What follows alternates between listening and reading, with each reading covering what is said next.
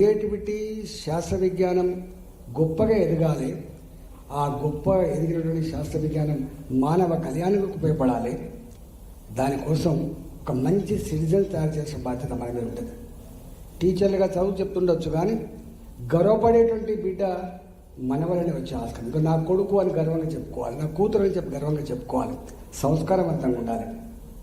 నేను 100 మార్కులు వచ్చిన నా కొడుకుని చూసి గర్వపడను.